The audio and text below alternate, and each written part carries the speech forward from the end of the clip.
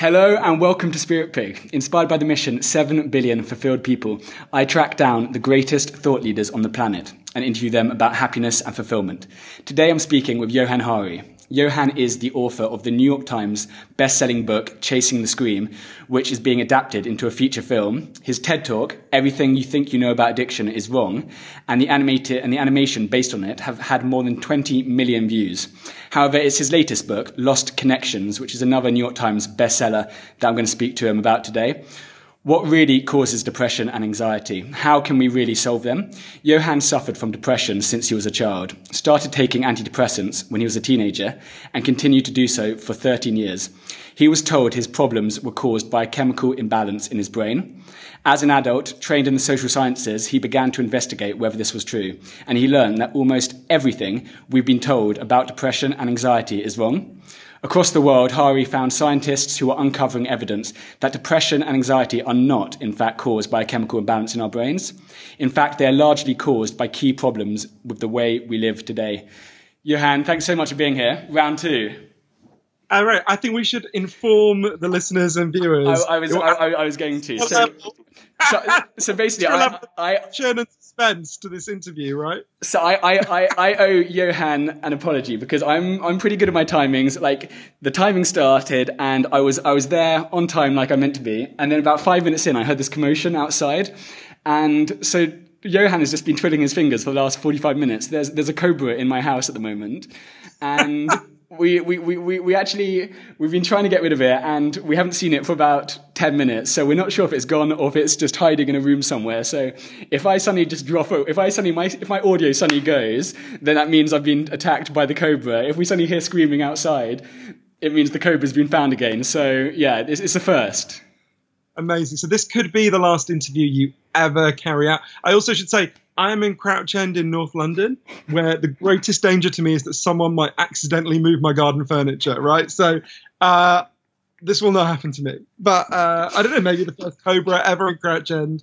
That would be an ironic twist. If you, having set all that up, I now get killed by a cobra. All my knowledge of nature comes from Disney films. So I'm literally picturing Shere Khan from The Jungle Book now, right? I have no, like my view, like I recently, a couple of years ago, I was in Zimbabwe doing some research for something else in rural Zimbabwe. And I saw a hippo. And because when we were kids, there was an advert for, I think it was a kind of yogurt, which had a really friendly dancing hippo. Oh, look at this lovely, friendly creature. It's going to do a little dance for us in a tutu. And they were like, no, this animal will certainly kill you if you go anywhere near it. So I'm such a city person that so Shere Khan was horrible. So Disney did correctly warn us that you should avoid cobras, but it lied to us about many other things. Crickets can't sing happy little jolly songs and give you words of wisdom, for example, a fact that has never failed to upset. As excuses go, when I said I've got to go, I've got a cobra in my house, you're like, well, that's the first time I've heard that one. So it was definitely justifiable. Definitely, yeah, exactly.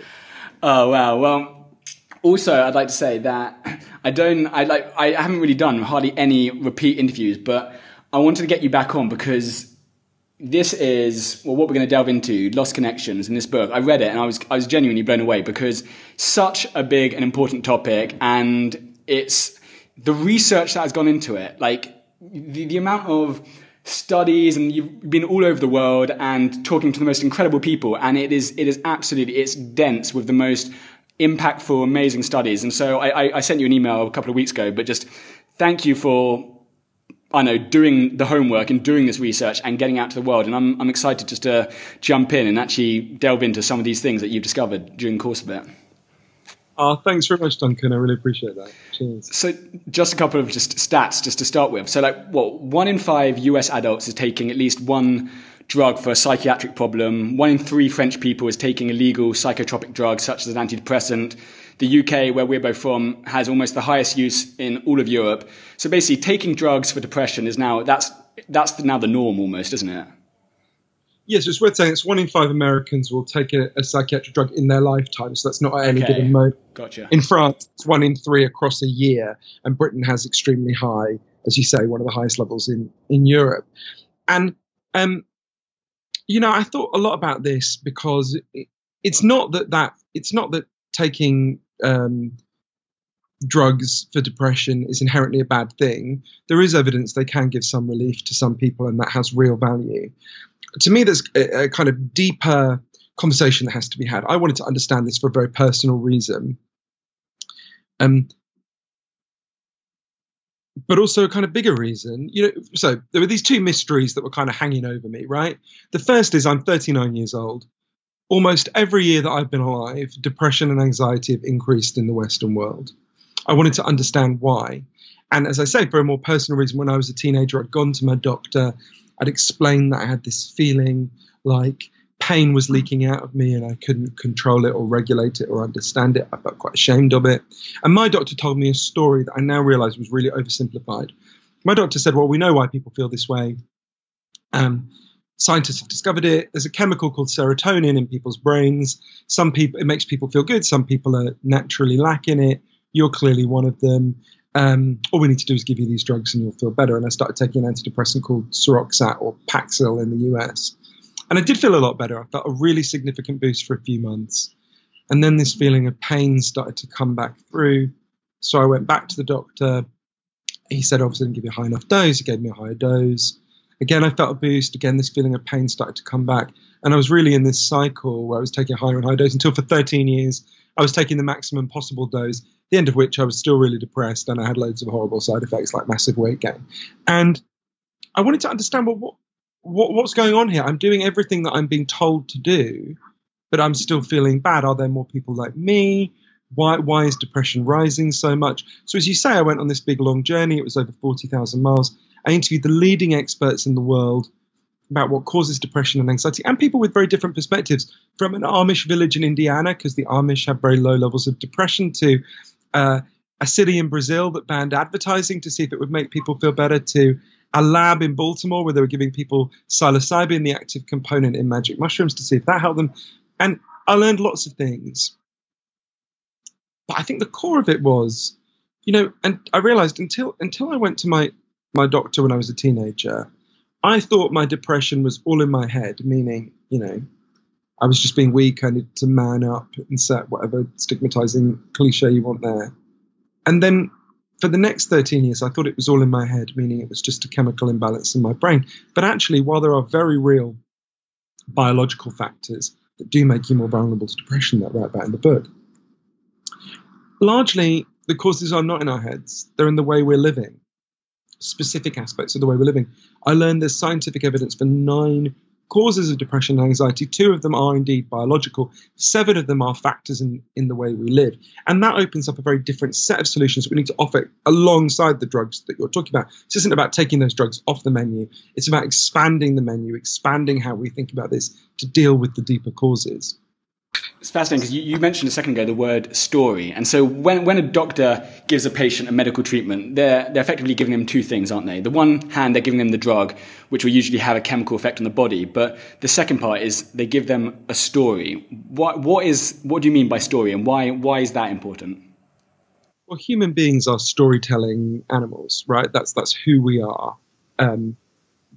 We have an inherent need to tell stories about the world. Children intuitively begin to tell stories. It's a very important part of child development. It happens very, very young. And in fact, if you don't have that, then you're regarded as profoundly cognitively disabled. And, giving people a story about their pain is one of the most powerful things you can do. It then structures how you interpret your pain, how you find ways out of it. And I think one of the reasons why, we spoke before about my previous book, Chasing the Scream, which was about addiction and the war on drugs. And I remember, it's a sign of how frightened I was to look into this story I'd been told, that I wanted to write this book 7 years ago about depression.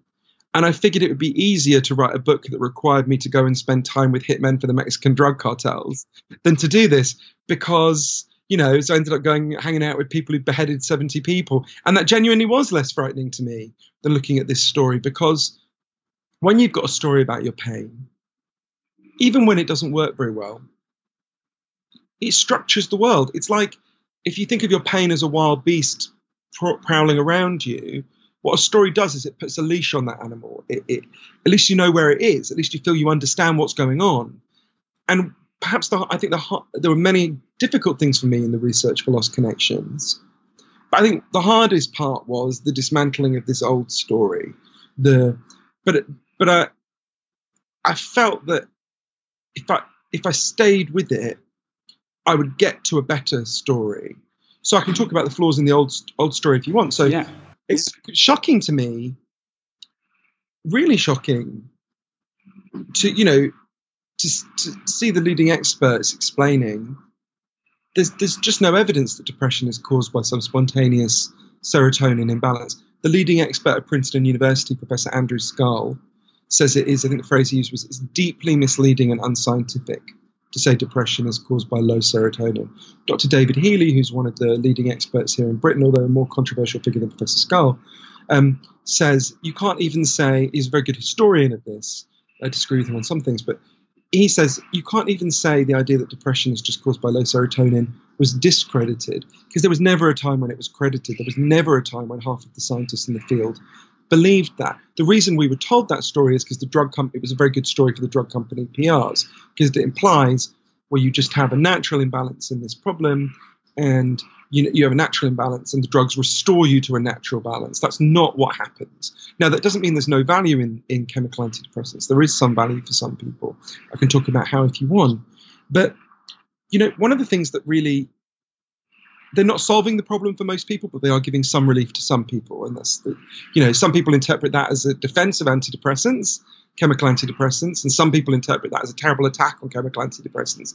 I think it's just a nuanced understanding that will fit with what most people see around them. Most of the people they know taking chemical antidepressants, some of them are getting some relief, some of them are getting terrible side effects, and most of them are still going to have a lot of problems that the chemical antidepressants are not solving. But to me, there was this moment, it's funny, I was learning so much of this intellectually, and there were these moments when it kept falling into place for me. And for me, one of the key moments was I went to interview a South African psychiatrist called Dr. Derek Summerfield. And Derek happened to be in Cambodia when chemical antidepressants were first introduced there in 2001. And the local doctors, the Cambodian doctors, didn't know what these drugs were. So he explained to them. And they said to him, oh, we don't need them. We've already got antidepressants. And he said, what do you mean? He thought they were going to talk about some herbal remedy. Instead, they told him a story. There was a farmer in their community who one day stood on a landmine and got his leg blown off. So they gave him an artificial limb and he went back to work in the rice fields. But apparently it's extremely painful to work underwater when you've got an artificial limb. I'm imagining it was quite traumatic because he's been blown up there. He starts to cry all day, didn't want to get out of bed, classic depression. Doctors said, well, we gave him an antidepressant. Derek said, what was it? They explained that they went and sat with him. They listened to him. They realized that his pain made sense. It wasn't some irrational malfunction. It had perfectly understandable causes. They figured if they bought him a cow, he could become a dairy farmer. He wouldn't be in this situation that was upsetting him so much. They bought him a cow. Within a couple of weeks, his crying stopped. Within a month, his depression was gone. They said to Derek, so that cow, that's an antidepressant. That's what you mean, right? What those Cambodian, if you've been raised the way to think about depression the way we have, that sounds like a really bad joke. I went to my doctor for an antidepressant, he gave me a cow. But what those Cambodian doctors knew intuitively is what the World Health Organization, the leading medical body in the world, has been trying to tell us for years. If you're depressed, if you're anxious, you're not a machine with broken parts. You're a human being with unmet needs. And you need love and support to get those needs met. Everyone listening to this knows they have natural physical needs, right? You need food, you need water, you need shelter, you need clean air. Obviously, if I took them away from you, you'd be in terrible trouble, right? There's equally strong evidence that human beings have natural psychological needs. And you need to feel you belong. You need to feel your life has meaning and purpose. You need to feel that people see you and value you. And you need to feel you've got a future that makes sense. It's a whole range of them. Our culture's good at lots of things. I'm glad to be alive today. But we've been getting less and less good at meeting these deep underlying psychological needs. And it's certainly not the only thing that's going on, but it's a big factor in why we have this growing depression and anxiety crisis. One of the things you talked about was loneliness and some of the studies around that. And being deeply lonely causes as much stress, as much cortisol as being physically attacked by a stranger. That's a crazy comparison, but it's true, isn't it? Yeah, we are the loneliest. There's a few things about this. So we are the loneliest society there's ever been in the Western world. So to use the outlier of the US, there's a study that asks Americans, how many close friends do you have who you can call on in a crisis? And when they started doing it years ago, the most common answer was 5. Today, the most common answer is none, right? It's not the average, but it's the most common answer.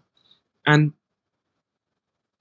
I've been thinking about this a lot in the last week because one of the people who taught me so much about this, a man called Professor John Cacioppo, who, at the University of Chicago, is the leading expert in the world on loneliness, actually just died, which was a devastating loss because he was a relatively young man and he made so many breakthroughs in this field. So he was the person who discovered what you just showed, that cortisol, the stress hormone, we release more of that when we're acutely lonely than when we're punched in the face by a stranger, or as much, sorry, not more. And Professor Cacioppo had made all sorts of incredible breakthroughs about loneliness. He proved that it causes depression and anxiety. And his argument for why I found quite persuasive. So, Duncan, why are you and I alive, right? One key reason is that our ancestors on the savannas of Africa were really good at one thing. They weren't bigger than the animals they took down in a lot of cases. They weren't faster than the animals they took down. They were a lot better at banding together in groups and cooperating, right? Just like bees evolved to need a hive, humans evolved to need a tribe. And this is really deep in our sense of our deepest ingrained impulses, right? And if you think about those circumstances, if you were separated from the tribe, you were depressed and anxious for a really good reason. You were probably about to die, right? That was a signal to get back to the group as quickly as possible. And so we know that depression and anxiety cause loneliness because they're incompatible with our underlying human nature. We know that loneliness has massively increased. So this gives us one of the 9 explanations I go through in Lost Connections for why we have this huge depression and anxiety epidemic, and it helps us to understand why it would appear to be growing. And I wanted to figure out, well, what's the cow for that, right? What's the antidepressant for that? It turns out there is one. A really interesting one that's been tried in a really fascinating way. So one of the heroes of my book is a man called Dr. Sam Arrington. So Sam is a doctor in East London, where I lived for a long time, a very poor part of East London. And Sam's a general practitioner, a GP. And Sam was really uncomfortable because he had loads of patients coming to him with depression and anxiety. And he'd been told in his medical training, even though he knew this wasn't true, to tell people you've just got a chemical imbalance in your brain, that's all that's going on here, and just drug them. Like me, Sam's not opposed to chemical antidepressants. He thinks they do have some role. But he could just see it wasn't solving the problem for most of them, right? And he could see one of the problems they had is they were really, really lonely. So he decided to pioneer a different approach. One day a woman came to him called Lisa Cunningham, who I got to know well. Lisa had been shut away in a home for 7 years with crippling depression and anxiety. Sam said to Lisa, don't worry, I'll carry on giving you these drugs. I'm also going to prescribe something else. I'm going to prescribe you to take part in a group. So there was an area behind the doctor's surgery that was known as Dog Shit Alley, which gives you a sense of it. Like it backed onto a park though. And Sam said to Lisa, okay, what I want you to do is come and turn up twice a week. I'll turn out and support you. I want you to meet with a group of other depressed and anxious people. And together we're going to turn Dog Shit Alley into something beautiful, right? So the first meeting they had, Lisa was literally physically sick with anxiety, right? But several things happened. So the first was the group had something to talk about that wasn't how terrible they felt. Normally we either drug depressed people or we give them an opportunity to go and talk about their pain, both of which have value. But this was something else. They decided they were going to learn gardening. They decided they were going to put their fingers in the soil. They were going to learn the rhythms of the seasons. There's a lot of evidence that exposure to the natural world is a very powerful antidepressant for reasons we can talk about if you want. So they started to interact with the natural world. They started to learn something they didn't know. These were inner city EastEnders, didn't know anything about these things. Another thing that happened is they began to form a tribe. And they did what human beings do when we form tribes. They started to solve each other's problems. So, for example, it's an extreme example, but there was a guy in the program who was sleeping on the bus, the night bus. Everyone was like, well, of course you're depressed if you're sleeping on the bus. They started to pressure the local authority to get him housed. They succeeded. They got him a home. It was the first time they'd done something for someone else in a really long time. It made them feel great. The way Lisa put it to me, as the flowers began to bloom, as the garden began to bloom, we began to bloom. There was a study in Norway of a very similar program, part of a growing body of evidence.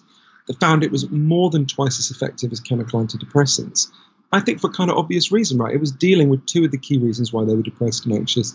In the first place, their disconnection from other people and their disconnection from the natural world. And I saw this all over the world, from Sydney to Sao Paulo to San Francisco. The strategies that dealt best with depression and anxiety were the ones that dealt with the reasons why we feel so bad in the first place. It seems it's well, because when you're reading a lot of the things, when you say stuff like that, there's a part of you which it seems like, of course, it seems like, yeah, it makes so sense. It doesn't seem controversial. It doesn't seem these crazy out there ideas. Everything you were saying and everything when you're going through some of these reasons for the problems and then some of the solutions, I think we kind of know it intuitively. There's a part of us which it feels familiar. It feels like, yeah, of course.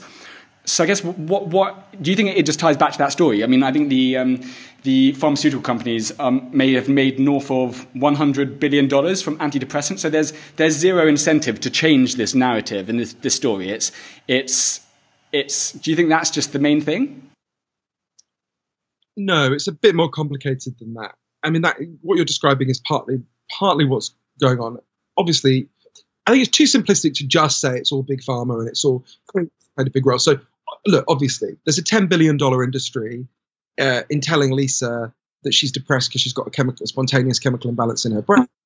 And there's a $0 billion industry in getting her to go gardening with a group of people who are going to talk about, right? So maybe not $0 billion because they did buy some gardening equipment, but very, very small amount of money.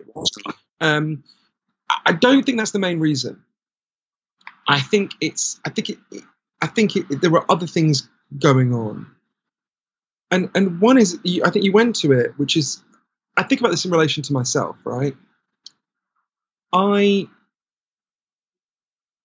I was very resistant to a lot of these things as I was learning them. And I kept thinking, well, why am I finding this so irritating to learn these things, right? And it's partly the pain of letting go of a story. But I don't think it was just that.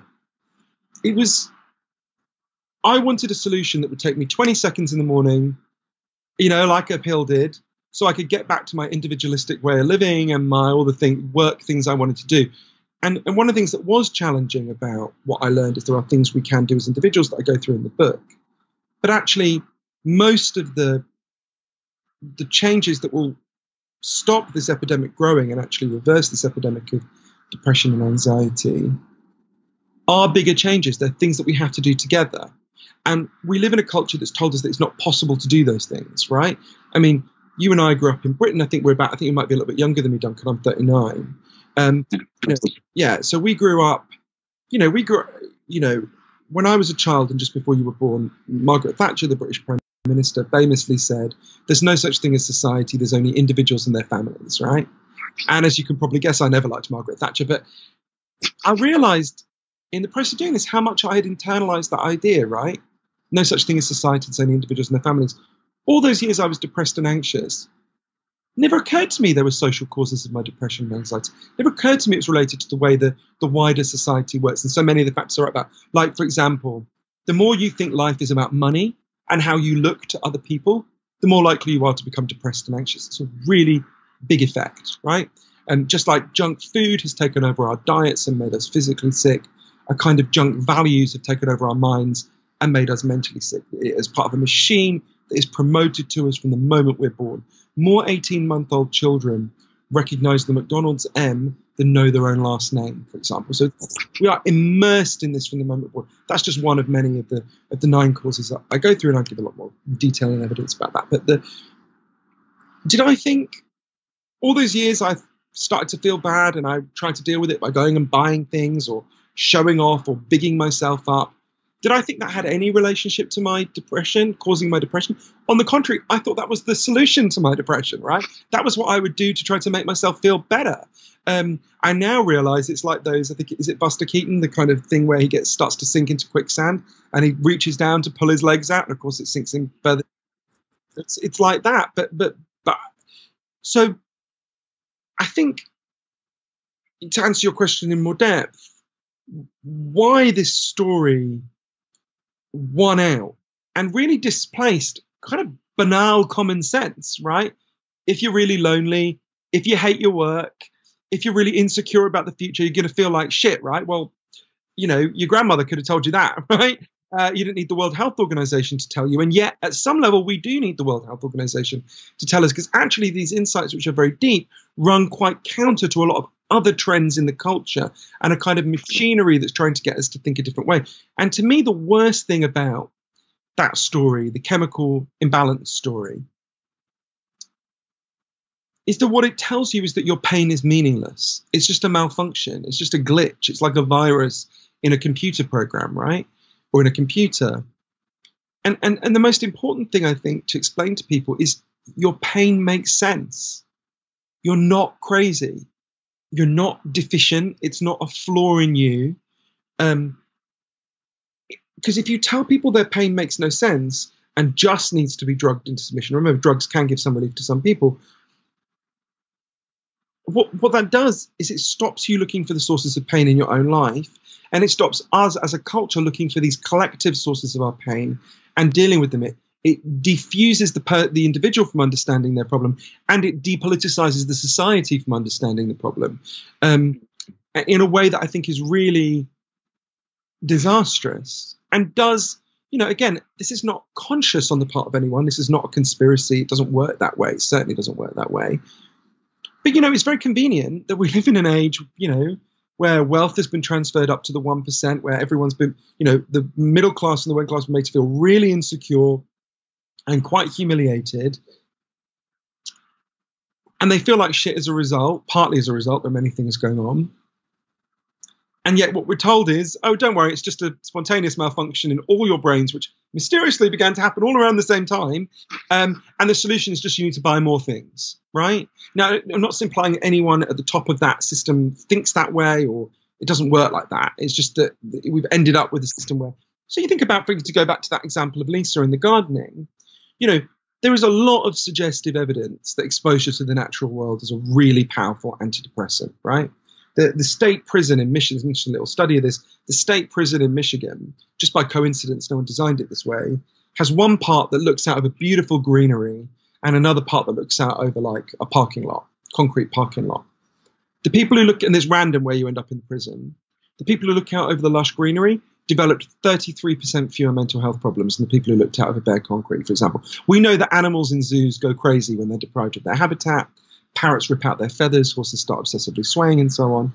A similar thing happens with humans when we're deprived of our natural habitat. I mean, there's a debate about why nature deprivation makes us depressed, and that's not totally a consensus around that cause. There are other ones as well, but that's one of the things that's going on. To me, now, again, we live in a culture where only the causes and solutions that can be monetized get researched, right? Overwhelming, not entirely, but disproportionately. So again, if you're researching an effect in the brain that might lead to a potential drug, which does have value, you can get a fortune. If you're researching taking people to walk in the woods will reduce their depression, which it does, well, there's virtually no money to be made in taking people for a walk in the woods. And so that doesn't get monetized, so there's no research into it.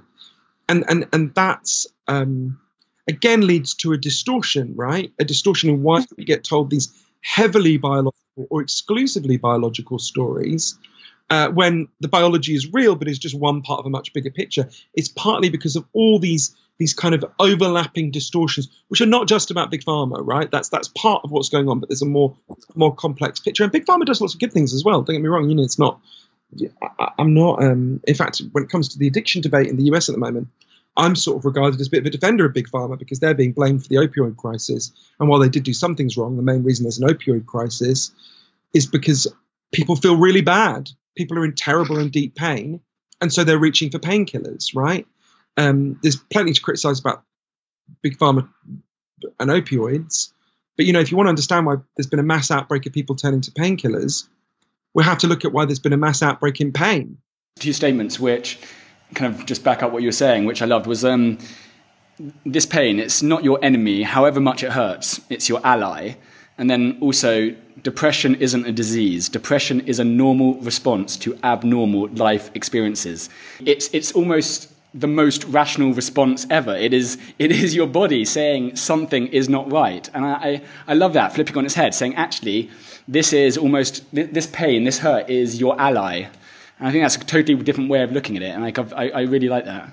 Yeah, I think that's really important. And it's not to say that it's not excruciatingly painful, right? I mean, the depression I've been through is the worst thing I've ever been through. But, I sometimes think of an analogy, and this is a bit of a trivial analogy, and I'm obviously not making a literal comparison, but I spent a lot of my time in the US, and I remember first time I was in the US, being with a perfectly normal person like you and me.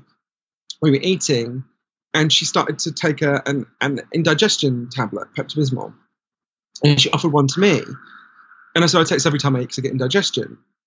And I'm thinking, wait a minute, indigestion isn't like a malfunction you want to drug into submission. Indigestion is a signal from your body that you're eating too fast, right? The solution to that is to slow down, eat less, eat more slowly. If you don't listen to that signal, you'll hurt your stomach, you'll put on weight, it'll be really bad for you, right? Indigestion isn't a malfunction, it's a function, right? And in a similar way, although depression is infinitely more agonizing than indigestion, obviously, depression is a signal that our needs are not being met, that our deeper needs as human beings are not being met, that we've built a society and a culture and a way of living that in some crucial, that has many great things about it, many great things. There's a lot to be glad about our lives and the way we live now. And it wasn't some wonderful golden age when things were so much better in all sorts of ways. But we have created a culture that is not meeting people's psychological needs. It's why so many alarm bells are going off. It's why you're getting these very extreme political candidates being elected. One of the reasons why people like Donald Trump, Brexit, you just in Germany, Alternative for Deutschland just became the second biggest party, an openly fascist party. Marine Le Pen came second in France, and so on. These are symptoms. These are alarm bells going off that are telling us a lot of people are in distress now. I think the way those individuals are expressing that distress in those cases is a disaster. Obviously, you can guess what my politics are, but I do think we need to understand these deeper causes and we need to deal with them. And when we understand depression and anxiety in this different way, it opens up a different set of solutions. So I go through 7 different kinds of antidepressant, which set a kind of direction in which we might travel as a culture and as a society. To deal with these deeper causes. If we don't deal with those deeper causes, we might just be honest about it. A society of really isolated people, told that life is about buying junk, left to scream at each other through screens, is going to have a depression, anxiety, and addiction crisis for a really good reason, right? That's not going to go away unless we change those fundamentals.